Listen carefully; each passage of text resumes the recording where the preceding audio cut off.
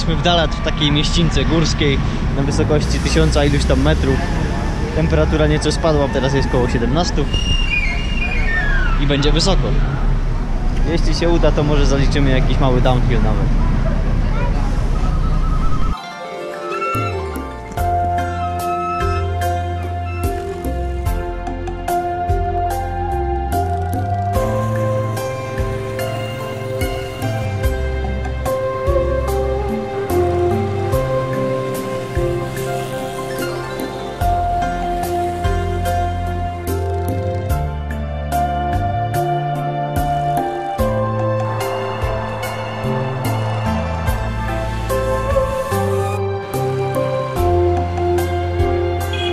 Jesteśmy w mieście Dalat, położonym na 1500 metrów nad poziomem morza, czyli bardzo wysoko jak na wietnamskie standardy, zakładając, że cały kraj to praktycznie wybrzeże.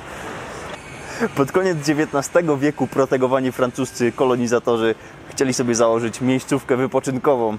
Tak też trafili na Dalat i parę lat później, w 1907 roku, powstał tu pierwszy hotel. Powstały pierwsze kościoły, franciszkanie się przenieśli, polskie szkoły, francuskie szkoły dla francuskich dzieci. Zjechały się tutaj wszystkie francuskie elity. Obecnie jest tutaj około 200 000 mieszkańców i większość z nich zatrudniona jest w turystyce. Oprócz turystyki lokalna ludność żyje głównie z uprawy. Miasto to słynie z permanentnej wiosny, temperatur rzędu 20-25 stopni, dużych opadów deszczów. Przez to też podobno są tu perfekcyjne warunki do uprawy kapusty i truskawek. Bardzo polski akcent. Kapusty w sumie dawno nie widzieliśmy. Oprócz tego uprawia się tu kawę i wino. Wino Dalat jest eksportowane na cały Wietnam i jest to praktycznie jedna z niewielu winnic, która ma prawo istnieć w warunkach Wietnamu. Tak więc tylko tutejszy klimat jest odpowiedni pod hodowlę. Z tyłu widzimy małe smaczki Paryża. Dalat jest nazywane Małym Paryżem lub miastem 1000 sosen. To coś, co z tyłu wystaje, to ma być miniaturowa wersja wieży Eiffla. Po prawej katedra franciszkańska, więc smaczki przypominają nieco Europę.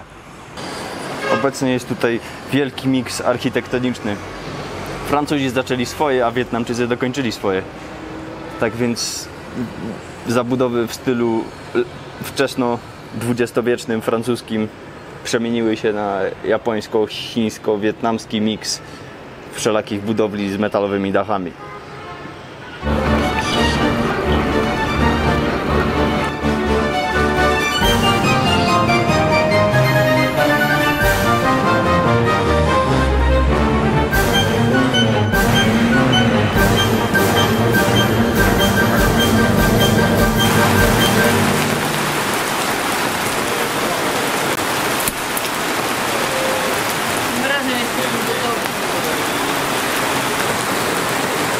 Prognoza pogody Google Weather kłamie.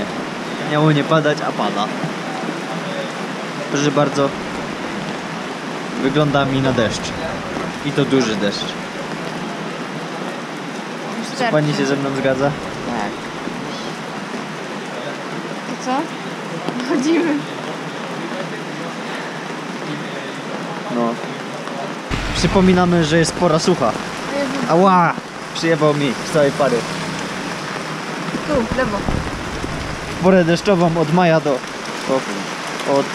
maja do października. Pada prawie codziennie. A wystarczy jakieś pół godziny deszczu, żeby na ulicach pojawiły się rzeki, gówna prawie. Chociaż ta woda jest w miarę ciepła i przyjemna. Szymon bardzo subiektywnie podchodzi do deszczu, bo lubi wodę. Ja też lubię wodę, ale nie lubię jak jest zimno i mokro. Więc ta woda nie jest wcale ciepła. Mamy tutaj gwiazda karaoke. Dana. Dobra, bo tam leci.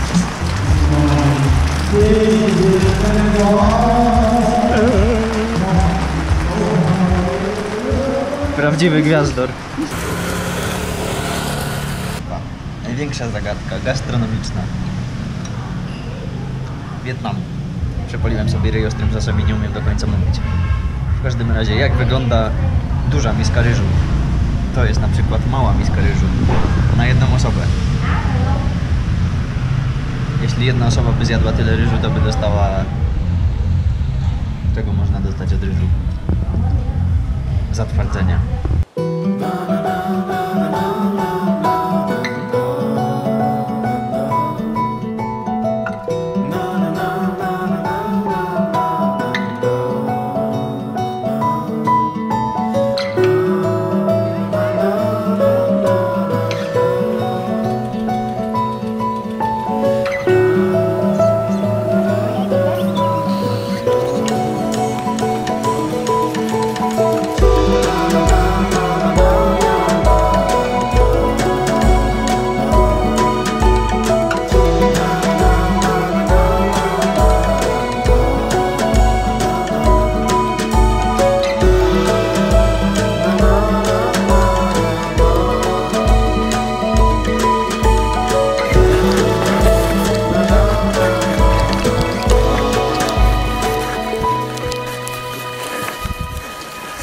Powiedz, jak zrobiłeś 2167.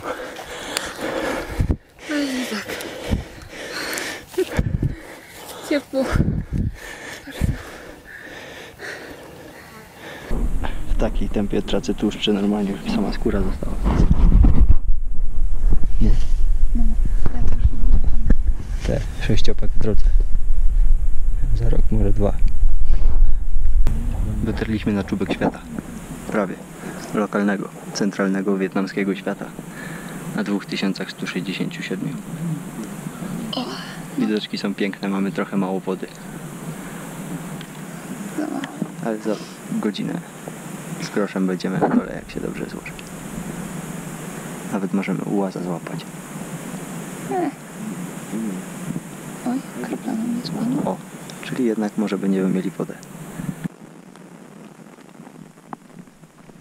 Dawno nas już taki konkretny deszcz nie złapał. To będzie pierwszy od 7 tygodni.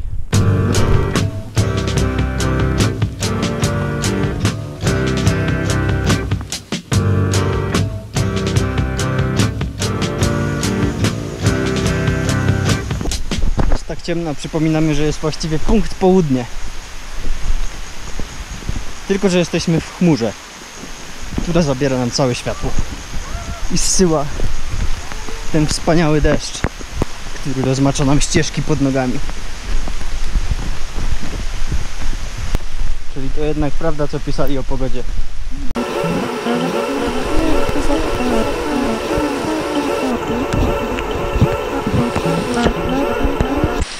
W sumie bycie spragnionym w takiej ulewie jest trochę głupie. A to bezpośrednie źródło wody.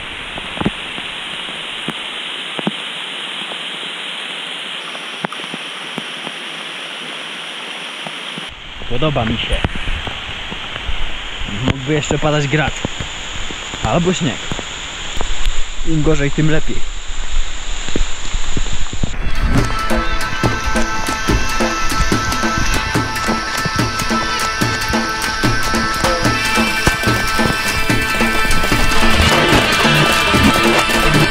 Mamy powódź błyskawiczna. Kurwa. Nagrywasz to?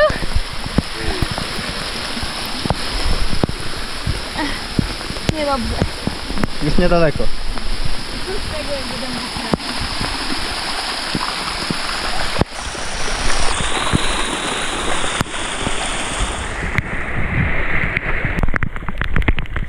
W sumie czuję się dość komfortowo w tej wodzie, nie wiem czemu. Zimno mi. Woda.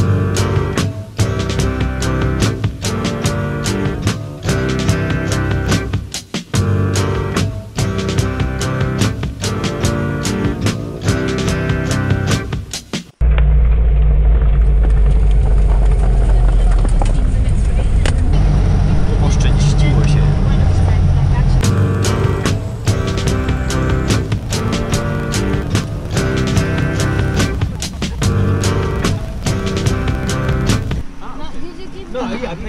Już co płaciłaś? No.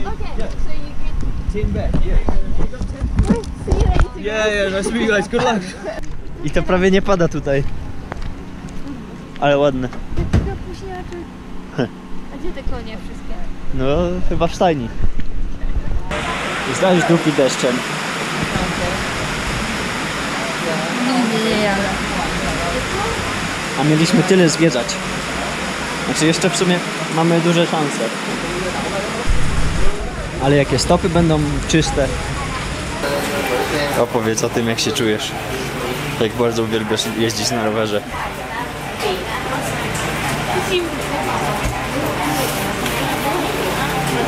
Ale jestem głodna.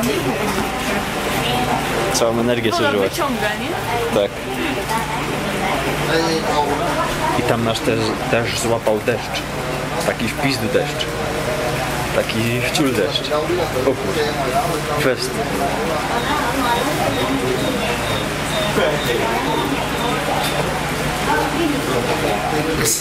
Czemu ja tego nie miałam? No nie wiem właśnie.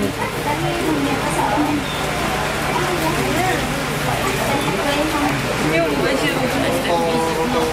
Zaraz się nagrzejesz. A teraz musimy wrócić 14 km do domu.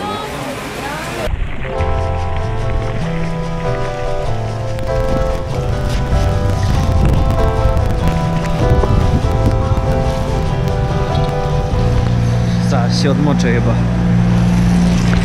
W sumie dawno nie zmarzłem, a tu gęsia skórka. Jedź! Szybko! Nie stawaj! Czemu?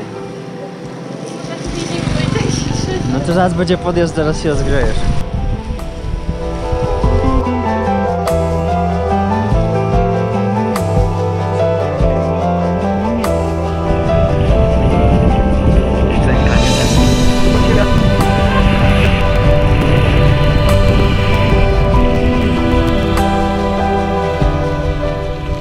Ale dużo tych szklarni, no.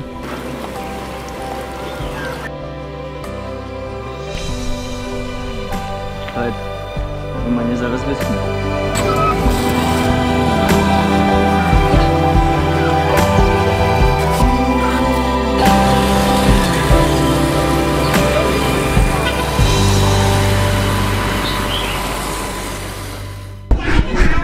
Jeszcze nie wiem, co się piszemy, tak naprawdę.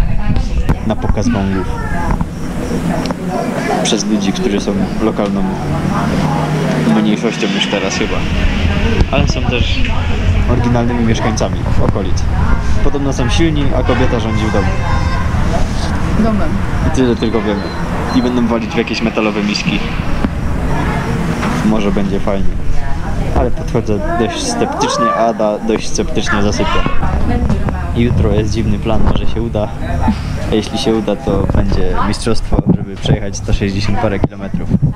Ale w większości z górki. Wtedy Ada będzie miała dystans rekordowy większy od niejednego Prusa. Mogłeś nie dodawać, że z górki. Idziemy na rekord. A te coś to chyba te dupne gąbki.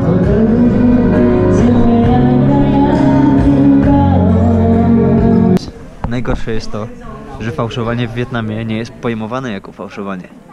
Więc teoretycznie to my fałszujemy, jeśli śpiewamy super czysto. A spotkaliśmy kogoś, kto tłumaczył to fałszowanie jako po prostu inny akcent. Ale to jest ewidentnie fałszowanie.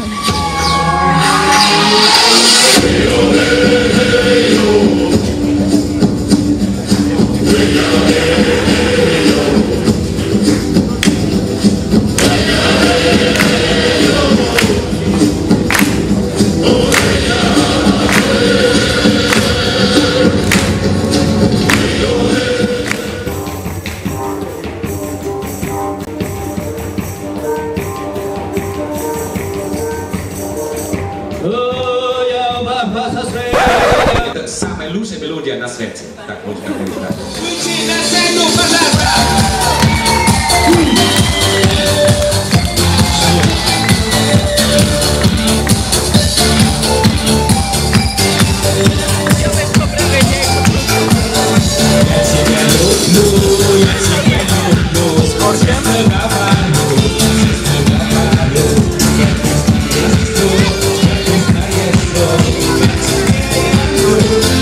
Yeah.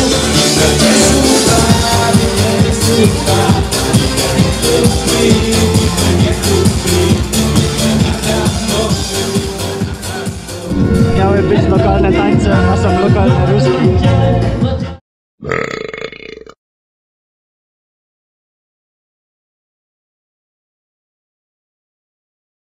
Surprise, motherfucker.